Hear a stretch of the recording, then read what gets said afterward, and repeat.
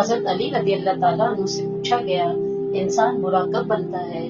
فرمایا جب وہ اپنے آپ کو دوسروں سے اچھا سمجھنے لگے۔ حضرت علی رضی اللہ تعالیٰ نے فرمایا وضو جوانوں کی طرح کرو، نماز بوڑھوں کی طرح پڑھو اور دعا بچوں کی طرح مانگو۔ حضرت علی رضی اللہ تعالیٰ نے فرمایا اپنی سوچوں کو پانی کی قطروں سے بھی زیادہ شفاف رکھو، کیونکہ جس طرح قطروں سے مل کر دریا بنتا ہے اسی طرح سوچوں سے ایمان بنتا ہے۔ طبیعت میں نرمی اور سخاوت انسان کو دشمنوں کے دلوں میں بھی محبوب بنا دیتی ہے۔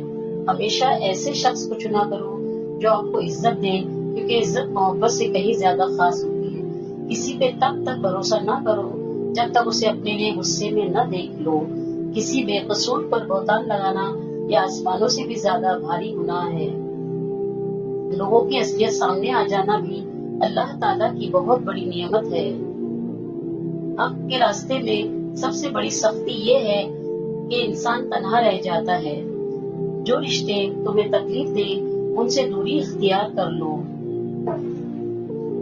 رشتوں کو جوڑے رکھنے کے لیے کبھی اندھا، کبھی بہرا تو کبھی گونگا ہونا پڑتا ہے۔ جب لوگ غصے میں ہو تو ان کی بات کو غور سے سنا کرو، کیونکہ اصل حقیقت اسی وقت سامنے آتی ہے۔ معاف ہر بار کرو مگر اعتبار ایک بار ہی کیا کرو۔ زیادہ سوچنا انسان کو ختم کر دیتا ہے۔ بس دعا کرو اور رب پر چھوڑ دو۔ لوگوں کے غلام مت بنو جبکہ اللہ نے تمہیں آزاد پیدا کیا ہے۔